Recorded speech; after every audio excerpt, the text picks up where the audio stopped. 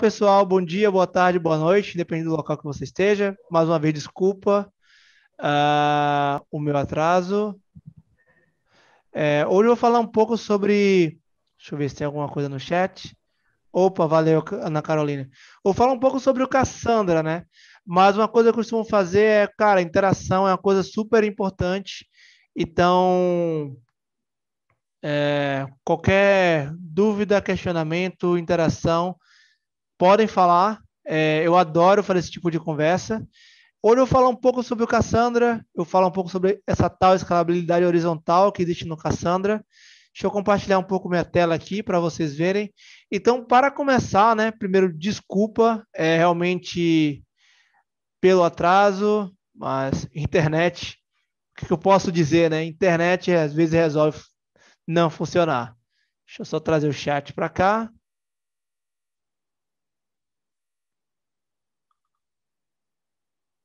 que por algum motivo não quer funcionar. Mas anyway, meu nome é Otávio Santana, vou falar um pouco novamente sobre Cassandra. Meu Twitter handle é @OtávioJava. Se você quiser falar comigo, uma das formas é através do e-mail da Apache Foundation, que no geral, quando você trabalha com open source, você não ganha nada além de um e-mail e camisa, né? Se bem que agora, antigamente ganhava algumas viagens, ah, porém agora, sem as viagens, não é mais possível. É... Mas enfim, vou falar um pouco sobre o Cassandra hoje. É sempre bom falar, né? Então, como vocês perceberam, meu sotaque, né? Sou solteirapolitano, é, nascido e criado em Salvador, atualmente vivo em Portugal. E o objetivo hoje é fazer um negócio o mais interativo possível. Então, assim, com perguntas, pode demorar o tempo que quiser. Sem perguntas, nós fazemos isso em 20, 30 minutos. Então, a interação é a chave da palestra, tá? Então, eu costumo brincar, né, que como todo bom baiano, vocês possivelmente jogaram Doom, e eu na Bahia eu joguei muito um path diferente do Doom lá na Bahia, que é o Olodum, né? Então, é, fica à vontade aí para também fazer perguntas, interações. Eu adoro fazer perguntas, interações, falar sobre o assunto, tá? É, E vamos lá, galera. Então, por favor, comecem falando de onde vocês estão, é, quanto vocês conhecem de Cassandra, ou quanto vocês gostariam de saber de Cassandra, dentre outras coisas. Vamos quebrar esse gelo aí, né? Então, antes de mais nada, o Cassandra ele também é um banco de dados não relacional. Vocês possivelmente viram várias palestras hoje durante o dia, então não repetirei esse assunto. É, Também o termo NoSQL também não é um termo muito novo. De modo geral, o banco de dados não relacional tem o mesmo objetivo que o banco de dados relacional, ou seja, inserir, recuperar, deletar e, e fazer busca das informações no banco de dados, né? Então, de certa forma, é o básico do CRUD, tá? Porém, ele tem muitos mais tipos do que um banco de dados relacional. Então, por exemplo, no geral, obviamente com exceções, como tudo na regra tem exceções, eles não têm um esquema já definido, ou seja, eles trabalham com schemaless. A exceção, por exemplo, é o próprio Cassandra. No geral, também não tem transações. O Cassandra entra nessa regra. Eles usam muito o Base. O que o Base quer dizer? Tá resumindo de maneira bastante rasa e rápida. O foco aqui é muito mais na disponibilidade da informação, mesmo que algumas vezes a informação não seja a mais atualizada possível, do que na consistência em si, que é, por exemplo, quando você trabalha com alguns requisitos do ACID. Tá? Então, o C, obviamente, é consistência e o D é durabilidade.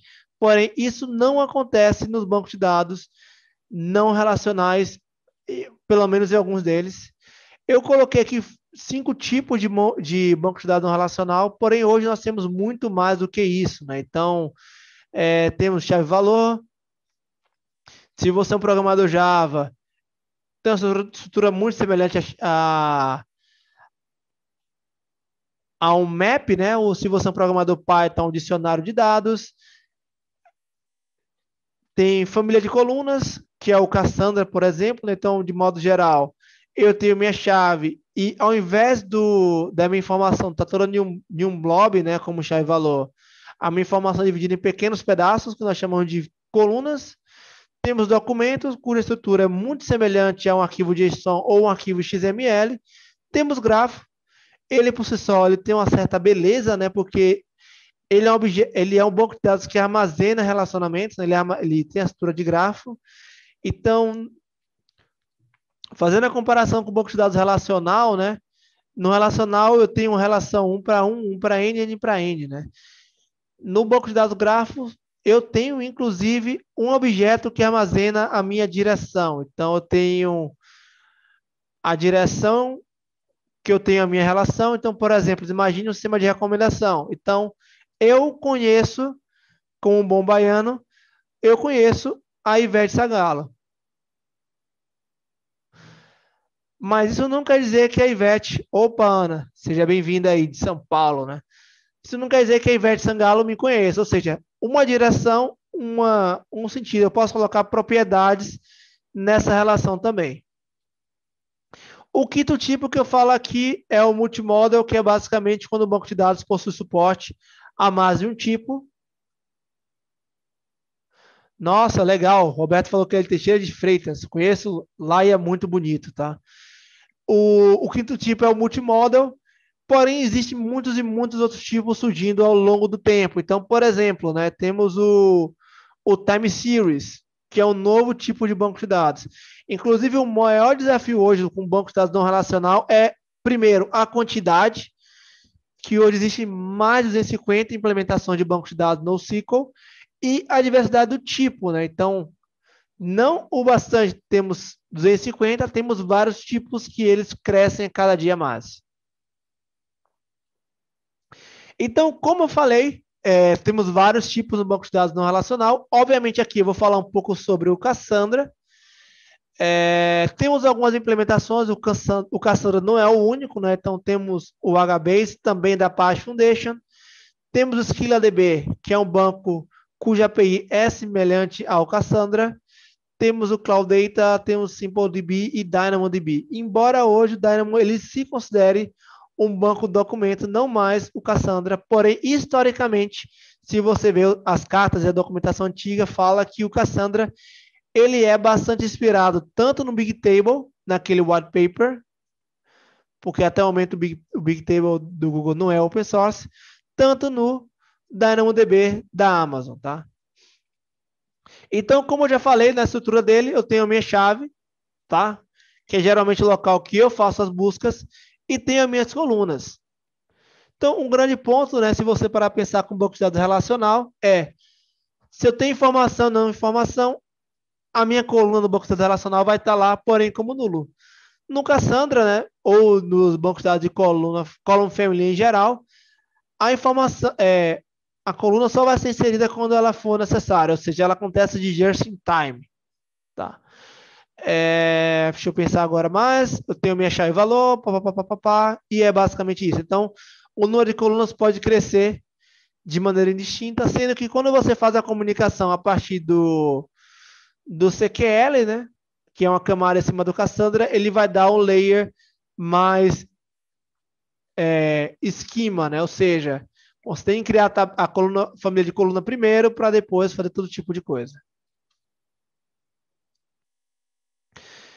É muito natural que quando nós trabalhamos com Cassandra, nós pensamos e decidimos fazer algumas relações com o conhecimento que nós já temos, por exemplo, com o banco de dados relacional. Então, pensando em hierarquia, né, eu tenho meu banco de dados relacional, que eu acredito que todos nós já conhecemos, né, na faculdade, em que eu tenho a minha entidade maior como database, depois eu tenho a minha tabela, né, eu tenho minha linha, minha coluna e meus relacionamentos.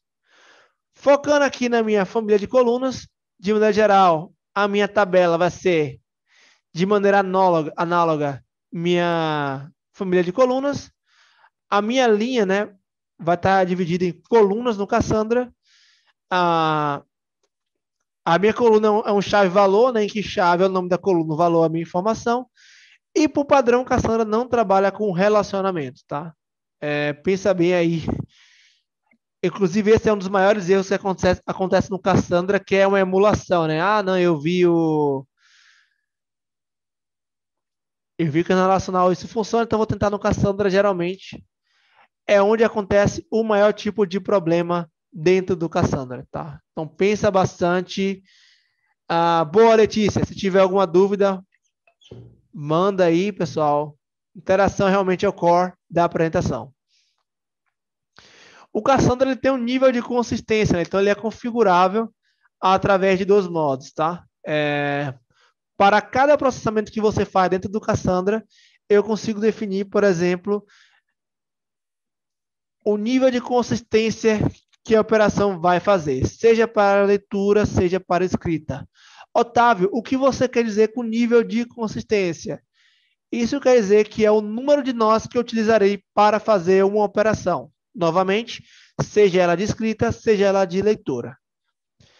Então, por exemplo, imagine que eu tenho um cluster apenas com 4 nós, um cluster começando, eu quero garantir que a informação esteja bastante consistente. O que eu vou fazer? Eu tenho a opção de ler todos os nós envolvidos para garantir que eu terei informação mais recente, ou escrever em todos os nós envolvidos no meu cluster, obviamente tem um pouco mais de configuração, para garantir que a minha informação vai estar com um alto grau de durabilidade. Porém, no entanto, todavia, se para cada requisição eu uso os 4 nós, eu posso prejudicar a minha disponibilidade. Então, já começamos a falar um pouco de trade-off aqui nesse momento, né? Então, se para toda requisição você vai ter durabilidade, ou seja, usar todos os nós, você pode arriscar ou pôr em risco a disponibilidade do recurso. E se você usar todas as informações como o one, ou seja, focando na disponibilidade, a durabilidade tende a ser um pouco maior, um pouco menor. O que eu quero dizer com durabilidade? Sobretudo focado em consistência. Lembra lá do base? O E, ele é de eventual, de persistência eventual. Isso quer dizer que em algum momento a informação será produzida, mas não de maneira precisa como uma transação. Então, por exemplo, imagine que eu tenho 4 nós, eu tenho 1000 requisições. Pensando de um mundo perfeito, cada requisição, 250 requisições vai para cada nó, pensando em 4 servidores, certo? E não imediatamente a informação vai ser replicada para todos os nós envolvidos. Ou seja, essa operação acontecerá de modo assíncrono. Isso quer dizer, por exemplo, que se no momento 1 eu faço uma escrita nesse nó, no momento 2 eu leio procurando essa informação que eu acabei de inserir, ele não vai achar. Somente no momento 4. Por que no momento 4? Porque no momento 3 eu fui lá e repliquei a informação para os outros nós. Lembra do E, novamente, né? Eventual persistência. Lembra que Cassandra é trade-off, assim como todo design de software, tá? Quando nós falamos de Cassandra, geralmente também precisamos falar do funcionamento interno dele e dos seus componentes. Esses componentes são muito interessantes, sobretudo para fazer uma configuração. Então, podemos pensar em 3 componentes. Temos o commit log, o main table e o SS table. O que é o commit log? Como o nome já diz, ele vai armazenar as informações das operações que acontecem em forma de log. Ou seja, pensando novamente, né, no momento 1, eu escrevo com a chave 1 a informação coluna 1, V2. No momento 2, na coluna 2, na chave 2, né, essas informações. No momento 3, eu escrevo novamente na chave 1, mais colunas, tá? Repare que ele é bem orientado a chaves, que é a estrutura que nós mostramos um pouco mais atrás, né? Que é essa aqui, né? Então, tudo é baseado na chave. Otávio, tem maneira de fazer leitura que não seja pela chave? Tem, que eu vou falar um pouco mais à frente, porém, não vai ser tão performático, tá? E em breve eu também falarei por quê. Então, esse é o commit log, ou seja, da forma que eu recebi o evento, ele vai armazenar no meu disco rígido. Depois disso, em alguns momentos, ou quando chega o momento máximo do meu commit log, ele vai para o meu SS-Table. O que é o meu SS-Table? É a minha informação armazenada de forma muito mais organizada. Então, por exemplo, né, como eu já falei, a informação é armazenada a partir da chave. Então, como você pode ver aqui, o meu SS-Table ele também armazena a partir da chave, ou seja, essa chave 1 vai ter esses registros, essa chave 2, esses registros e por aí vai. E o SS-Table é um pequeno pedaço do o meu main table é um pequeno pedaço do SS Table em memória. Imagine que você faz muita leitura de determinadas informações. Para facilitar a leitura, o Cassandra também tem o seu cache para evitar que toda hora ele vai buscar no disco, né? Então, como qualquer banco de dados, ele vai fazer algumas otimizações para você.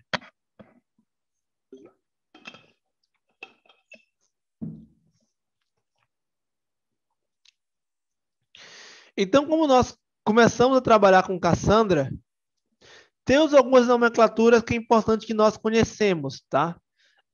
Não se preocupe, se você for para a área de DBA, algumas é importante que você conheça, porém,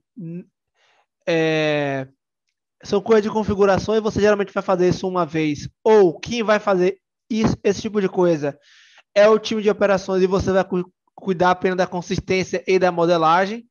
Porém, isso varia de empresa para empresa, tá? Então, assim, no geral, essas são as palavras-chave para quem gostaria de começar com Cassandra. Opa, deixa eu ver aqui uma pergunta legal. Obrigado, Roberto, pela pergunta, tá? Qual o tamanho do banco de dados para pensar em trabalhar com Cassandra? Digo volumetria. Roberto, no geral, na minha opinião, você pensa trabalhar com Cassandra por três motivos, tá? O número um, eu quero distribuir os dados através de múltiplas regiões.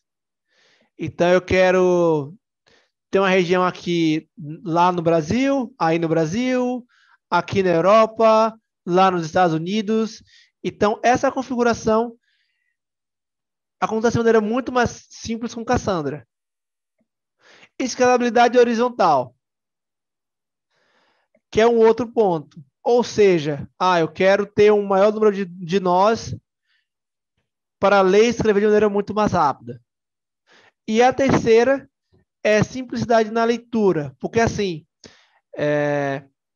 o Cassandra ele é muito poderoso para a leitura escrita, desde que a leitura escrita seja pela chave.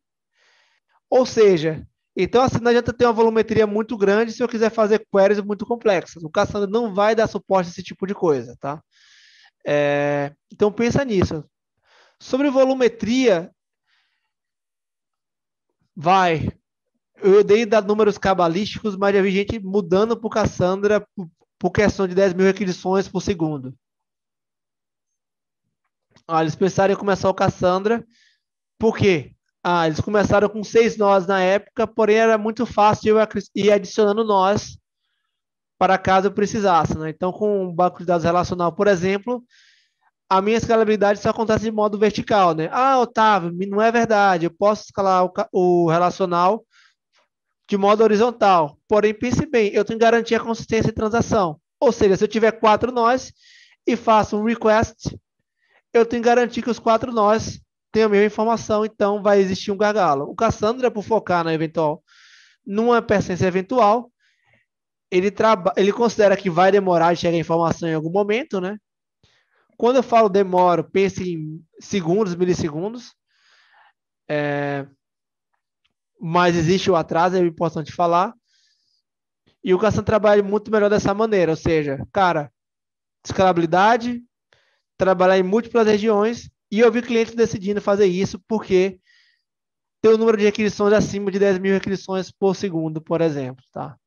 Embora existem muitos fatores, tá? Então, por exemplo, o Oracle é um banco de dados muito maduro e dependendo da configuração que você faça, ele vai dar suporte a esse tipo de coisa. Por outro lado, ele é muito mais caro, por exemplo. Então, leve em consideração também que a operação do Cassandra, a manutenção do Cassandra é um pouco mais complicado, principalmente porque ele trabalha com muitos nós. Tá? Roberto, respondi a sua pergunta? Eu entendi corretamente? Opa, sim, beleza, cara. Então, é isso. Então, voltando aqui para a minha nomenclatura, eu vou ter o meu gossip, eu vou ter o meu partner que eu vou explicar, os niche, a, a estratégia de réplica, o nó de sementes e o arquivo de configuração do Cassandra YAML, tá? Afinal, o que é o gossip? O gossip é o protocolo de comunicação de nós entre o Cassandra. Então, é a partir dele que eu sei quantos nós existem dentro do Cassandra, por exemplo, do meu cluster Cassandra ou do meu data center Cassandra. É a partir dele que eu faço a comunicação com nós sementes, que eu vou falar mais avante. E ele se comunica em segundos. E ele é peer-to-peer, ou seja, a cada momento existe um pareamento entre nós. Por que não todos nós se comunicam ao mesmo tempo? Primeiro, porque eu vou estar sujando a minha rede com várias comunicações, né? E segundo, eu vou estar fazendo uma alta demanda na rede e uma alta demanda de banco de dados, né? Para sincronizar tudo ao mesmo tempo. Então lembra, né? Além do base, do sólido, tem o teorema do CAP, que é clássico também, né? Então, o Cassandra ele abre mão da consistência para ter um pouco maior de disponibilidade e tolerância à falha. Então, gossip é a maneira de comunicação. Por que eu falo isso, tá? Deixa claro. Lembra que eu falei lá, Roberto, da configuração de múltiplas regiões? O Cassandra, ele, para cada registro, além do nome e do valor, ele vai ter o timestamp. Para que serve esse timestamp? Para verificar o momento que aquela informação é criada. E nas configurações é importante que você configure o seu sistema operacional como UTC ou todos os sistemas operacionais com o mesmo time zone. Por quê? Porque se eu boto um time zone de um horário no Brasil e um time zone de um horário diferente em Portugal, 16 horas pode dar conflito, né? Porque 16 horas aqui não necessariamente quer dizer 16 horas lá. Então é importante que os servidores, em diferentes regiões que estejam, utilizem por padrão o UTC. Então são esses detalhes aí que eu preciso falar.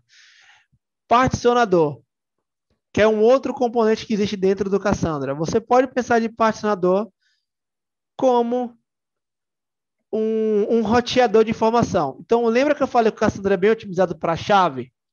Então, o que acontece?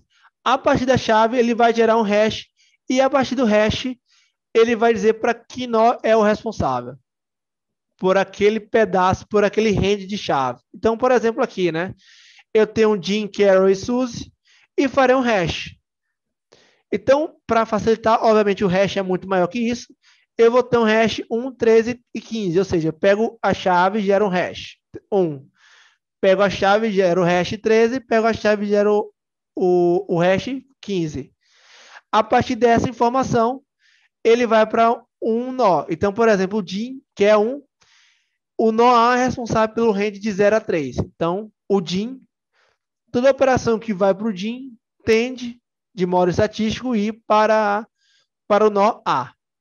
A Carol, ou Carol, ele é 13. Então, 13 ele vai para o C. E a Suzy é a 15, então ele vai para D. Como essa configuração acontece? Nas versões anteriores, você tinha que fazer esse range manualmente. Nas versões mais recentes, quando eu falo recente, eu falo de 2, 3 anos para cá, tem um conceito de virtual node. O que isso quer dizer?